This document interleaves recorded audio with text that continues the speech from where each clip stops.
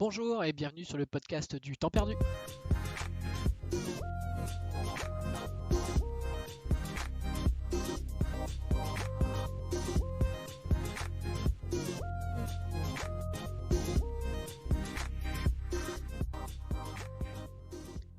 Et ça tourne par où pour un jeu de ballon? Oui, parfois il est compliqué de faire bonne figure face à un collègue qui, du haut de son grand sourire, pense avoir fait la boutade du siècle. Mais en dehors de ce trait d'humour, avait-il vraiment tort? Des accusations de fragiliser financièrement ses joueurs, des décisions de justice à coups de gros sous, des joueurs pros qui jettent l'éponge. Oui, vous l'aurez peut-être deviné, nous allons parler de la licence FIFA d'Electronic Arts et plus particulièrement de son mode de jeu phare FIFA Ultimate Team, ou FUT pour les initiés.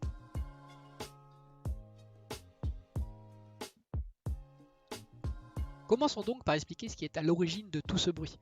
FUT est apparu sur 2 écrans de jeu en 2011 via un DLC. Le principe était et reste simple, former son équipe de rêve en collectionnant des cartes de joueurs qui indiquent leurs notes en attaque, en défense, en vitesse, etc. Chaque carte a une valeur, et bien sûr, plus un joueur est bon et connu, plus la carte est rare et vaut cher. Comment obtenir ces cartes? Eh bien en les achetant via une monnaie in-game. Comment avoir cette monnaie? Eh bien en jouant au jeu et en gagnant des matchs en ligne contre d'autres joueurs qui auront de leur côté formé leur propre équipe avec leurs propres cartes.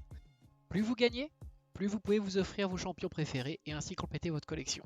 Renforcer votre équipe et gagner encore plus de matchs. Mais pour avoir les meilleurs joueurs, cela demande du temps. Les prix de leurs cartes étant élevés et surtout cela obéissant à un marché d'achat-vente à l'intérieur même du jeu. Comment espérer donc obtenir plus simplement et rapidement ces cartes si convoitées? Facile, répond Electronic Arts, en achetant des paquets.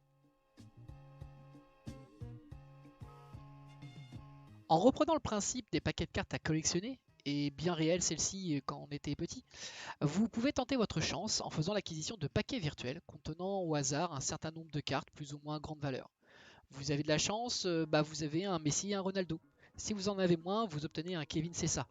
Je vous laisse retrouver le joueur, il existe vraiment, hein. Où est le problème, me direz-vous? Eh bien, rapidement, les dirigeants d'EA ont senti le filon. Qu'est-ce qui est plus fort pour le joueur de foot virtuel que l'envie de battre son adversaire? Sans doute l'adrénaline du jeu de hasard. Prenons le credo du plus je joue, plus j'ai de chances de gagner. FUT s'est lentement transformé.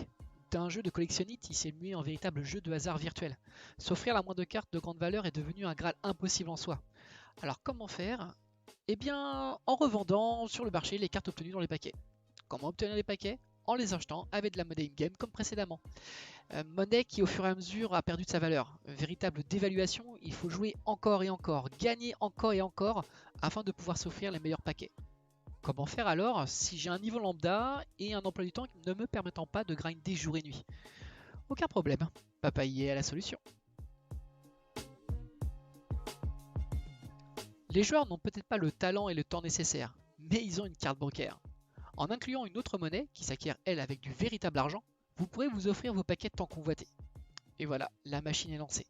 S'emballant tel un raz-de-marée de billets verts, FUT est devenu aujourd'hui une cash machine inépuisable pour EA, la datant même sur d'autres franchises de sport comme Maiden pour le football américain ou NHL pour le hockey sur glace. Je vous sens pas convaincu. Très bien. Et si je vous dis 1,5 milliard de dollars? Oui, ma bonne dame, FUT a rapporté lors de cette dernière année d'exercice 1,5 milliard de dollars, soit 28% du chiffre d'affaires total de l'entreprise, qui, je vous le rappelle quand même, détient des licences d'exploitation très lucratives comme Battlefield, les Sims ou encore Star Wars. Même les streams, si populaires, se transforment en émissions d'ouverture de pack, où des joueurs pros et des influenceurs exhibent fièrement leur bonne pioche, le jeu même de foot devenant doucement une partie secondaire du spectacle. Et pourtant, depuis quelques mois maintenant, des voix commencent à s'élever. Tellement d'ailleurs que les médias traditionnels se sont emparés du sujet et provoquent parmi nos connaissances quelques blagues de niveau de district comme celle de mon collègue. Comme nous l'avons dit, la justice a depuis plusieurs années maintenant commencé à mettre son grain de sable dans cette machine pourtant bien huilée. Prenons le cas de la Belgique. Nos voisins du Nord ont depuis plusieurs années commencé à s'attaquer aux machines à cash dans le jeu vidéo. Ainsi par exemple, il est impossible aux joueurs du plat pays d'acheter des lootbox sur Overwatch alors que ces dernières ne contiennent que du contenu cosmétique. Dans ces conditions, quid de FUT et de son pay to win assumé par l'éditeur? J'ouvre une parenthèse d'ailleurs. Oui, j'assume le terme de pay to win. Quand un joueur pro doit débourser par an entre 7 et 10 000 euros pour jouer avec une équipe compétitive, je pense qu'il n'est pas diffamatoire de parler de pay to win. Je reprends donc. Quid de FUT dans le pays des Diables Rouges? Eh bien depuis le 31 janvier 2019, il n'est tout simplement plus disponible. précurseur en la matière, la justice belge, mise en face de dossiers de surendettement et de plaintes de parents, a jugé que FUT, je cite, reprend des bases et des mécaniques qui s'appliquent au casino en ligne, rapprochant alors le titre d'Electronic Arts à un jeu de hasard, à la disposition des personnes fragiles et surtout des mineurs. Rapidement, les Pays-Bas prennent la suite de la décision belge et vont même jusqu'à pénaliser Electronic Arts avec des amendes hebdomadaires tant que le mode de jeu est disponible sur leur territoire. Electronic Arts tente de riposter en bloquant l'achat de packs avec de l'argent réel, mais cela revient à tuer l'essence même de FUT, le nombre de matchs et de victoires nécessaires pour s'offrir la carte de ses rêves étant totalement démesuré. Même l'Angleterre, pourtant pays où FIFA se vend le plus et qui est fer de lance de la réussite financière de FUT, a décidé avant l'été de lancer une enquête sur son fonctionnement et les impacts financiers sur les ménages les plus addicts, obligeant d'ailleurs EA à montrer patte blanche et à faire des demi-concessions. Ils ont par exemple proposé de limiter les achats hebdomadaires des joueurs n'ayant pas la majorité. La France, pour le moment, ne s'est pas penchée véritablement sur le dossier, mais va sûrement devoir bientôt s'exprimer. En effet, 3 plaintes devant le tribunal de Créteil et de Bobigny ont été déposées au cours de l'année 2020. Dernièrement encore, certains joueurs pro, et principalement l'allemand Tim Schwarzmann, dit Tim Latka, qui est actuellement attaché à la structure Schalke 04. Oui, le club de foot allemand a une grosse structure e-sport. Tout simplement, ils ont décidé de ne pas mettre un seul centime dans le jeu. Conscient par ce biais de partir avec un très fort désavantage sur leurs concurrents, ils souhaitent faire réfléchir l'éditeur sur l'état de pay-to-win actuel du jeu et sur les dérives que cela peut avoir sur le jeune public qui les suivent lors des tournois et des championnats. Ah oui, j'ai oublié de vous préciser, FUT est tellement mis en avant par EA aujourd'hui que les championnats pro se font exclusivement sur ce mode de jeu. Est-ce le début de la fin pour FIFA Ultimate Team? EA va-t-il rebrousser chemin et laisser filer son petit bijou si lucratif? Rien n'en est moins sûr. Demander à EA de mettre un terme à FUT, c'est lui demander de se couper une jambe en or. Et après tout, personne n'oblige les joueurs de FIFA à se lancer corps et monnaie dans une course effrénée à la carte rare. FIFA, en dehors de toute considération de qualité de gameplay, reste à ce jour le jeu de foot le plus complet en termes de contenu, de mode de jeu, mais également d'immersion et d'ambiance de foot champagne. Si EA a poussé à l'extrême sa communication vers FUT, parfois même au-delà du raisonnable avec par exemple des pubs dans des magazines pour enfants, il n'en reste pas moins que le choix de s'investir et d'investir dans un gacha reste à la main des joueurs. Quelle serait donc la solution? Mettre un logo avertissant d'achat in-game sur la jaquette? C'est déjà fait depuis cette année. Interdire la vente du jeu aux mineurs?